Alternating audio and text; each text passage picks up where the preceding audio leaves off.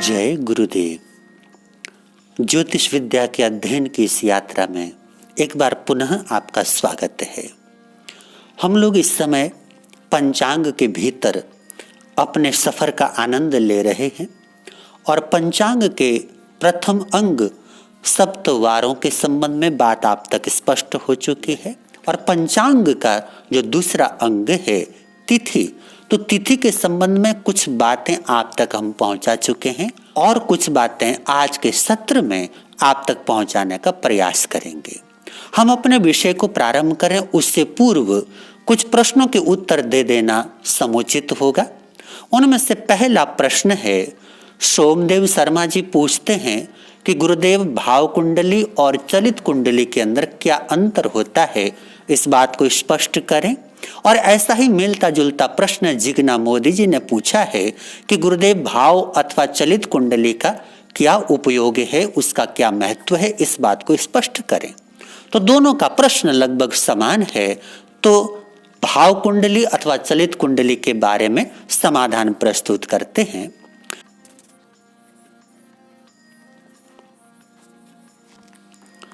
देखिए, ये हो गया हमारी कुंडली का नक्शा।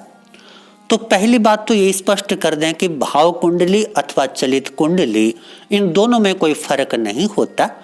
भाव कुंडली को ही चलित कुंडली कह दिया जाता है अथवा चलित कुंडली को ही भाव कुंडली भी कहा जाता है। अर्थ इतना ही है, जो हमारी ये लग्न कुंडली है, चाहे हमारी लग्न कुंडली हो, चंद्र कुंडली हो, सूर्य कुंडली हो, इनके 12 भाव होते हैं। ये बातें आप लोग भली भांति जान चुके हैं। तो 12 भावों में से प्रत्येक भाव 30 डिग्री का होगा, प्रत्येक राशि भी 30 डिग्री की होती है। किंतु होता यह है कि कई बार जहां से राशि की शुरुआत हुई है वहीं से भाव की शुरुआत नहीं हो पाती, अर्थात राशि के प्रारंभ में और भाव के प्रारंभ में अंतर हो जाता है। उसी कारण कई बार मान लीजिए ये लग्न भाव है, लग्न भाव में हमारी जो राशि वहां पर विराजमान है, अब उस राशि का मान हुआ 30 डिग्री और इस भाव का भी मान हुआ 30 डिग्री, किंतु इस भाव की जहां से शुरुआत होती है ठीक वहीं से राशि की शुरुआत नहीं होती, या यूं कहें कि जहां से उस राशि की शुरुआत हो रही है, जहां से राशि प्रारंभ हो रही है, वहीं से भाव की शुरुआत नहीं हो पाती। इस असंतुलन को व्यवस्थित करने के लिए विद्वानों ने एक रास्ता खोजा जिसको भाव कुंडली अथवा चलित कुंडली कहा जाता है। तो भले यहाँ पर इस लग्न भाव के अंदर मेष में से लेकर के मीन तक कोई भी राशि हो, राशि वहीं पर रहेगी, लेकिन ये जो लग्न भाव है, तो लग्न भाव थोड़ा सा आगे पीछे हो सकता है अथवा कोई भी भाव हल्का आगे पीछे हो सकता है। तो ये देखने के लिए कि यहाँ पर लग्न में जो हमारी राशि है वहीं पर हमारा लग्न भाव भी उसी राशि के मान के भीतर है अथवा इधर उधर सरक गया है, इसको देखने के लिए भाव कुंडली कहिए अथवा चलित कुंडली कहिए, उसका सहारा लिया जाता है। मान लीजिए लग्न कुंडली के जिस भाव में कोई ग्रह बैठा हुआ है, अगर चलित कुंडली के अंदर हमारा वो भाव हल्का आगे पीछे सरक जाए तो यहाँ पर रहा हुआ ग्रह कई बार दूसरे भाव में पहुंच जाता है। जिस भाव के अंदर जो राशि है, राशि वहीं रहेगी, लेकिन वहां पर रहा हुआ ग्रह डिग्री के अनुसार कई बार हमारे को लग्न कुंडली के अंदर यहाँ पर इन भाव में दिखाई देगा, किंतु चलित कुंडली के अंदर उसका भाव बदल जाता है।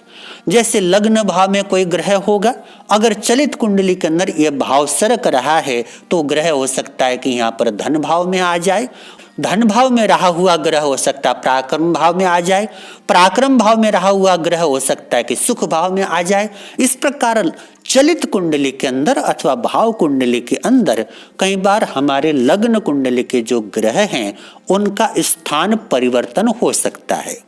अब इस स्थिति को देखते हुए 2 प्रकार की बातें होती हैं कि वो जो ग्रह है लग्न कुंडली के अंदर भी उसी भाव में हो और चलित कुंडली के अंदर भी उसी भाव में हो, उस ग्रह के लिए तो कोई शंका है नहीं, वो तो उसी भाव के संबंध में अपना रिजल्ट देगा। किंतु चलित कुंडली के अंदर अलग भाव में ग्रह आ जाए और लग्न कुंडली के अंदर अलग भाव में हमारा ग्रह हो, तब शंका होती है कि वो ग्रह कौन से भाव का रिजल्ट देगा। तो इसके लिए ज्ञानियों ने कहा कि लग्न कुंडली जो हमारी प्रमुख कुंडली है, तो मोटे तौर पर लग्न कुंडली के अंदर जिस भाव में कोई ग्रह बैठा हुआ है उसी का रिजल्ट वो देगा, ये माना जाएगा। किंतु अगर हमारे को अथवा जातक जातिका को लग्न कुंडली में कोई ग्रह जिस भाव में बैठा हुआ है उस भाव का रिजल्ट वो न दे पाता हो, उस भाव का रिजल्ट उसको न मिल रहा हो, इस कंडीशन के अंदर हम लोग चलित कुंडली को देखेंगे अथवा भाव कुंडली को देखेंगे। और जब भाव कुंडली के अंदर अगर उसका स्थान बदल रहा है, दूसरे भाव में वो ग्रह बैठा हुआ है, तो हो सकता है कि वो दूसरे भाव के संबंध में रिजल्ट देने वाला हो जाए। अर्थ ये हुआ कि लग्न कुंडली के जिस भाव में कोई ग्रह बैठा हुआ है, अगर वो ग्रह उस भाव के रिजल्ट न देता हो, उस भाव के रिजल्ट न प्राप्त हो रहे हों, तब हम लोग चलित कुंडली अथवा भाव कुंडली को देखेंगे।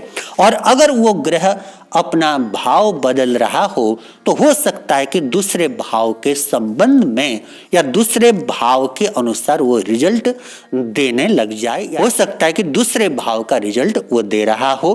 तो इस बात को जांचने के लिए कि कौन सा ग्रह सचमुच में किस स्थिति के अंदर बैठा हुआ है और वो किस भाव का रिजल्ट ज्यादा देने में समर्थ है, इस बात को जांचने के लिए लग्न कुंडली के साथ भाव कुंडली कहिए अथवा चलित कुंडली को देखा जाता है। इसके साथ एक और प्रश्न हमारे विष्णु पंडित जी उन्होंने पहले भी पूछा था। उनका प्रश्न है कि 12 लग्नों में से कौन से लग्न में कौन सा रत्न धारण करना चाहिए। हालांकि इस बारे में मैं पहले भी अपनी बात स्पष्ट कर चुका हूं, फिर भी उनका आग्रह है कि आप हमारे को रत्नों के बारे में अवश्य बताएं। तो उनकी शंका का समाधान करते हुए 12 लग्नों में कौन से लग्न में कौन सा रत्न धारण करना चाहिए, इस बारे में थोड़ा सा प्रकाश डालते हैं। तो इस संबंध में कोई बात आप तक पहुंचाऊं उससे पहले ये जानना जरूरी है कि हमारे को कोई रत्न किस कंडीशन में धारण करना चाहिए। उसका सबसे पहला नियम है, अगर आपकी कुंडली के अंदर कोई योग कारक ग्रह है, त्रिकोण का अधिपति है, केंद्र का अधिपति है, शुभ अवस्था में बैठा हुआ है, लेकिन डिग्री वाइज वो कमजोर है, 12 से लेकर के 18 डिग्री के अंदर का है, तब तो वो पूर्ण बली है, तब उस ग्रह के रत्न की कोई आवश्यकता नहीं है। किंतु शुभ ग्रह होने के बावजूद, शुभ भाव का स्वामी होने के बावजूद अगर वो कमजोर अवस्था में हो तो आप उसका रत्न धारण कर सकते हैं। दूसरे नंबर पे वो शत्रु क्षेत्री हो जाए, शत्रु ग्रहों के घेरे में आकर के पीड़ित अवस्था में पड़ जाए, इस कंडीशन के अंदर आप उसका रत्न धारण कर सकते हैं। और तीसरी अवस्था में हमारा ऐसा शुभ ग्रह अगर अस्त हो जाए, सूर्य के नजदीक जैसे ग्रह आ जाते हैं तो प्राय ग्रह अस्त हो जाते हैं। तो इस कंडीशन के अंदर अगर ग्रह अस्त हो रहा हो तो उस अवस्था के अंदर भी आप उस ग्रह का रत्न धारण कर सकते हैं। तो मुख्य रूप से 12 के 12 लग्नों में से यहाँ का जो स्वामी होगा, लग्न का जो अधिपति होगा, लग्नेश का रत्न धारण किया जा सकता है। पंचम और नवम भाव ये त्रिकोण है, तो त्रिकोण के अधिपति का जो रत्न है वो भी धारण किया जा सकता है। किंतु किसी भी ग्रह का रत्न धारण करने से पहले हमारे को उस ग्रह की स्थिति जांच लेनी चाहिए। अगर मान लीजिए लग्नेश होकर के 6, 8, 12 के अंदर बैठ रहा हो, तब सीधे सीधे उसका रत्न धारण नहीं किया जा सकता। कुंडली के अंदर सचमुच में अगर उसके रत्न धारण करने की आवश्यकता है तब जाकर के उसका रत्न धारण किया जाता है। और त्रिकोण का अधिपति भी अगर त्रिकोण में बैठा हो, केंद्र में बैठा हो, तब तो उसका रत्न धारण करना शुभ होता है। अगर वो 6, 8, 12 में जाकर के बैठ जाए या गलत स्थिति के अंदर बैठ जाए तो उस कंडीशन के अंदर उसका रत्न धारण नहीं करना चाहिए। लग्नेश, त्रिकोणेश अथवा केंद्र का अधिपति 6, 8, 12 में बैठा हो तब भी एक कंडीशन ऐसी होती है जहां पर उसका रत्न धारण किया जा सकता है, और वो कंडीशन है अगर वो अस्त हो रहा हो। कोई भी ग्रह जब अस्त होता है तो अपना रिजल्ट देने में समर्थ नहीं हो पाता, किंतु एक धारणा ये भी चलती है कि जिस भाव का वो कारक है, कम से कम रत्न धारण करने से हमारा वो वाला भाव एक्टिव होगा और उस भाव के जो रिजल्ट हैं वो जातक को प्राप्त हो सकेंगे। तो रत्नों के संबंध में इतनी ही बात जान लेना पर्याप्त होगा। आज का तीसरा प्रश्न है, इसको प्रश्न तो नहीं कहेंगे, एक परामर्श दिया है, विजय कुमार जी भट्ट हैं और उनकी भाषा से मैं अनुमान कर पा रहा हूं कि वह महाराष्ट्र से हैं। तो विजय कुमार भट्ट जी ने अपनी भावना रखी है कि गुरुदेव आप 12 भावों के साथ साथ 9 ग्रहों के बारे में, 12 राशियों के बारे में, 27 नक्षत्रों के बारे में और ज्यादा विस्तार से व्याख्या करके हमारे ज्ञान को और वर्धमान करें। तो अवश्य ये जो प्रयास हमारा चल रहा है आप सीखते हैं, इस बात को जान करके हमें परम संतोष प्राप्त होता है और इन सब चीजों को लेकर के जितना संभव है उतना ज्ञान आप तक पहुंचाने का भरसक हम प्रयास करते रहेंगे, सीखते रहें और अपने जीवन को आगे बढ़ाते रहें। चलिए आज का हमारा जो विषय है उसको प्रारंभ करते हैं। तो तिथियों के संबंध में प्रारंभिक बातें आप समझ चुके हैं। उसके साथ आज हम बात करेंगे क्षय तिथि, वृद्धि तिथि और शुभ अथवा अशुभ तिथि। कोई भी तिथि किस अवस्था में होने पर वो क्षय तिथि कहलाती है, किस अवस्था में होने पर वो वृद्धि तिथि कहलाती है, उनका कैसा रिजल्ट होता है, और हमारे को किसी कार्य के लिए कोई तिथि का चयन करना हो तो कौन सी तिथि शुभ है और कौन सी तिथि शुभ नहीं है, इस बात को कैसे जांचेंगे। इन सब बातों को स्पष्ट करते हुए आज का ये जो सत्र है उसको आगे बढ़ाते हैं। पहले नंबर पे बात करते हैं क्षय तिथि। क्षय तिथि का अर्थ क्या होता है? शब्द से स्पष्ट है कि क्षय का अर्थ है हानि। जिस तिथि की हानि हो जाए या जिस तिथि का क्षय हो जाए, तो हानि होने का अर्थ क्या हुआ मैं पहले आपको बता चुका हूं। हमारी तिथियां चंद्र देव के अनुसार बनती हैं, उनकी गति के अनुसार निर्मित होती हैं, और वार सूर्य देव की गति के अनुसार बनते हैं। और उसके साथ साथ एक और बात हमारे को स्पष्ट रूप से जान लेना चाहिए कि हमारी जो पौर्वात्य परंपरा है, भारतीय परंपरा है, हमारी पौर्वात्य परंपरा के अनुसार दिन का प्रारंभ सूर्य उदय से होता है और अगले दिन सूर्य उदय से पहले दिन समाप्त हो जाता है। अर्थ ये हुआ, जैसे मान लीजिए आज शुक्रवार का दिन है, तो आज के दिन की शुरुआत हम मानेंगे सूर्य उदय से और आज के दिन की समाप्ति हम मानेंगे कल अर्थात शनिवार को सूर्य उदय से पहले। तो सूर्य उदय से लेकर के सूर्य उदय तक दिन को मानने की अवधारणा हमारी पौर्वात्य परंपरा की अवधारणा है।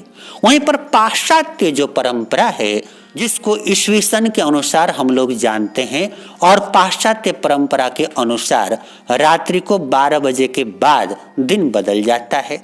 पाश्चात्य गणना के अनुसार रात्रि के 12 बजे का समय दिन की संधि का समय हुआ कि एक दिन समाप्त हुआ और दूसरा दिन प्रारंभ हो गया। तो लगभग हमारी जो तारीख वाली गणनाएं हैं इसी परंपरा के अनुसार चलती हैं। किंतु हमारे पंचांग की प्राचीन तिथि की गणना और प्राचीन जो विक्रम संवत के अनुसार हम लोग जो व्यवहार संपन्न करते हैं, वो सारा का सारा व्यवहार सूर्य उदय के साथ होता है। अर्थात सूर्य उदय के साथ ही दिन प्रारंभ हुआ और सूर्य उदय से पहले वो पहले का ही दिन माना जाएगा।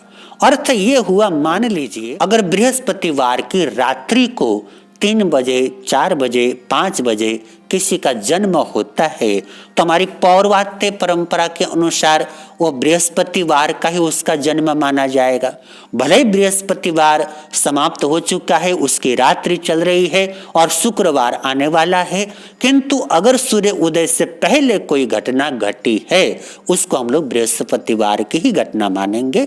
किंतु पाश्चात्य परंपरा के अनुसार 12 बजे के बाद भले ही वो बृहस्पतिवार की रात्रि हो अथवा शुक्रवार की रात्रि अथवा शुक्रवार प्रारंभ होने वाला हो, 12 बजे के बाद दिन बदल जाता है तो उसको शुक्रवार माना जाएगा और पौर्वात्य परंपरा के अनुसार उसको गुरुवार अथवा बृहस्पतिवार माना जाएगा। तो ये व्यवस्था है। तो इस व्यवस्था के भीतर में हम लोग जब तिथि की बात करते हैं या विक्रम संवत की बात करते हैं, वहां पर हमारा जो फोकस होता है अथवा हमारा जो ध्यान होता है वो होता है सूर्य उदय से दिन का प्रारंभ और सूर्य उदय के साथ सूर्य उदय से पहले दिन का समापन। इस अवधारणा को ही हम फॉलो करके चलेंगे। तो इस व्यवस्था को मानते समय एक दिक्कत ये आती है कि कई बार क्या होता है कि हमारी जो तिथि है वो तिथि सुबह सूर्य उदय के बाद प्रारंभ हो गई। ये कतई आवश्यक नहीं होता कि पौर्वात्य परंपरा के अनुसार जैसे सूर्य उदय के साथ वार प्रारंभ हुआ तो वैसे तिथि भी प्रारंभ हो जाए। कोई भी तिथि वो मध्य दिन में भी प्रारंभ हो सकती है, सूर्य उदय से पहले भी प्रारंभ हो सकती है, सूर्य उदय के बाद भी प्रारंभ हो सकती है। तिथि कभी भी प्रारंभ हो सकती है, वो दिन में रात्रि में आगे पीछे कभी भी। किंतु वार जो है, वार के प्रारंभ होने के दो क्राइटेरिया हमारे पास हो गए। पौर्वात्य परंपरा के अनुसार सूर्य उदय से और पाश्चात्य परंपरा के अनुसार रात्रि को 12 बजे के बाद। तो इस अवस्था के अंदर होता यह है कि मान लीजिए कोई तिथि है, एकम है, दूज है, कोई भी तिथि सूर्य उदय के बाद प्रारंभ हो जाए और अगले दिन सूर्य उदय से पहले खत्म हो जाए।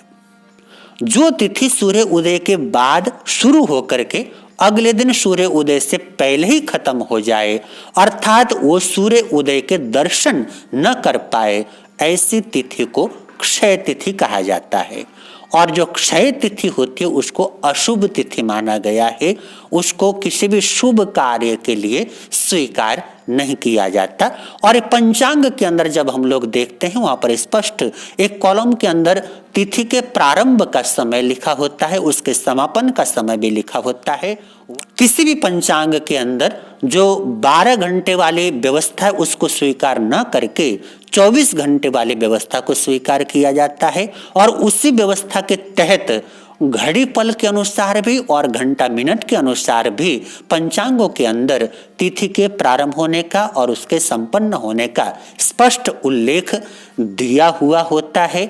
जैसे आप पंचांग खोलोगे उसके अंदर अलग अलग कॉलम बने होंगे, उनमें से एक कॉलम के अंदर तिथि लिखा होगा और तिथि के आगे उसका प्रारंभ होने का समय, संपन्न होने का समय, वो सारा का सारा दिया हुआ होगा, उसका उल्लेख होगा। आप खोजेंगे तो अवश्य मिल जाएगा।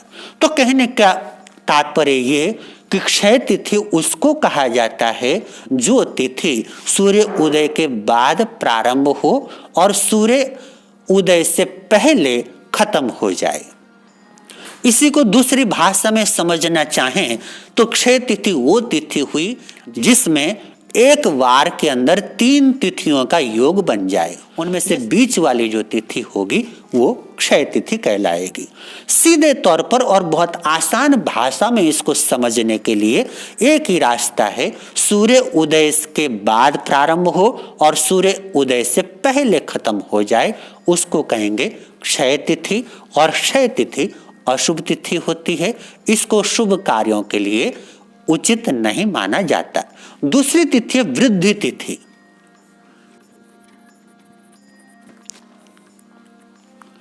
वृद्धि तिथि नाम से ही स्पष्ट है कि जो तिथि बढ़ जाए।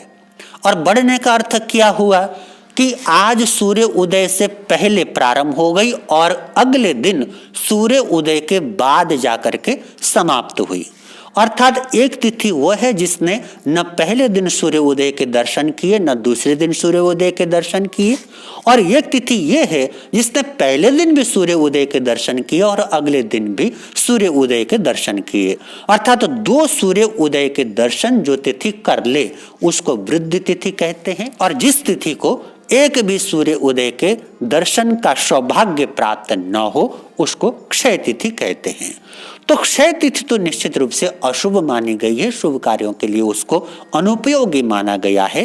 किंतु वृद्धि तिथि के संदर्भ में विद्वानों में मतभेद प्राप्त होता है। कुछ लोग इसको शुभ तिथि मानते हैं क्योंकि वृद्धि तिथि है, और कुछ लोग इसको अशुभ तिथि भी मानते हैं। व्यवहार में देखा जाए तो वृद्धि तिथि अशुभ परिणाम देने वाली तो नहीं होती, लेकिन होता यह है किसी भी चीज की जो अति होती है कहीं ना कहीं जाकर के किसी संदर्भ में उसके नकारात्मक परिणाम भी प्राप्त होते हैं। तो जैसे किसी भी चीज की जो अति होती है उसको हम लोग शुभ नहीं मानते, तो उसी प्रकार वृद्धि तिथि को भी कुछ लोगों ने अशुभ भी माना है और ज्यादातर लोगों ने इसको शुभ ही माना है।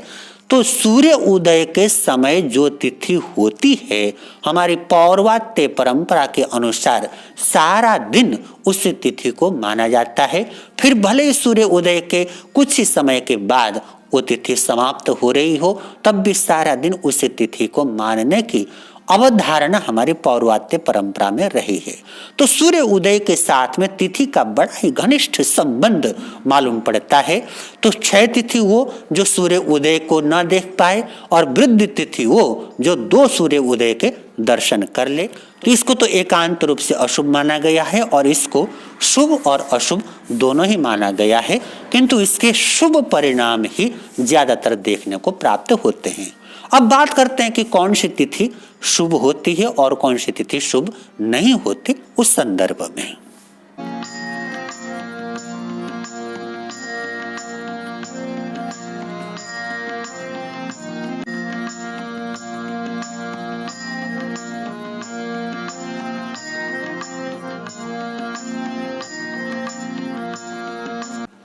तो आप सभी जान चुके हैं कि 2 पक्ष होते हैं, शुक्ल पक्ष और कृष्ण पक्ष, और दोनों पक्ष के अंदर 15-15 तिथियां होती हैं। तो शुक्ल पक्ष की पहले बात करते हैं। शुक्ल पक्ष में एकम से लेकर के पंचमी तक की जो तिथियां हैं उनको सामान्य परिणामी बोला जाता है। न शुभ है न अशुभ है, वो सामान्य है, एवरेज परिणाम देने वाले हैं। षष्ठी से लेकर के दशमी तक जो तिथियां हैं वो शुभ हैं, उत्तम हैं, उनका उत्तम परिणाम आपको प्राप्त होगा। एकादशी से लेकर के पूर्णमासी तक वो सर्वोत्तम हैं। किसी भी विशेष कार्य के लिए, विशेष मुहूर्त के लिए या विशेष आयोजन के लिए अगर हमारे को समय देखना हो तो शुक्ल पक्ष के एकादशी से लेकर के पूर्णमासी तक की तिथियों को हम लोग स्वीकार करते हैं, तो वो सर्वोत्तम परिणाम देने वाली तिथियां होंगी एकादशी से लेकर के पूर्णमासी तक। कृष्ण पक्ष की बात करें तो कृष्ण पक्ष में एकम से लेकर के पंचमी तक जो तिथियां हैं वो उत्तम है, अर्थात श्रेष्ठ हैं। सर्वश्रेष्ठ उनको नहीं कहेंगे, श्रेष्ठ हैं, अच्छा परिणाम देने में समर्थ हैं।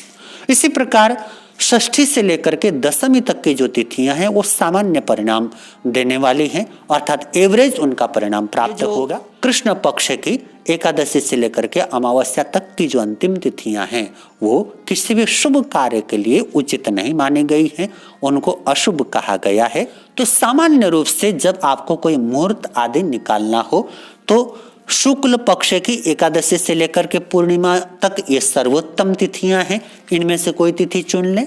और उसके बाद सेकंड नंबर में हमारे को तिथि चुनना हो तो शुक्ल पक्ष की षष्ठी से लेकर के दशमी तक ये भी श्रेष्ठ हैं।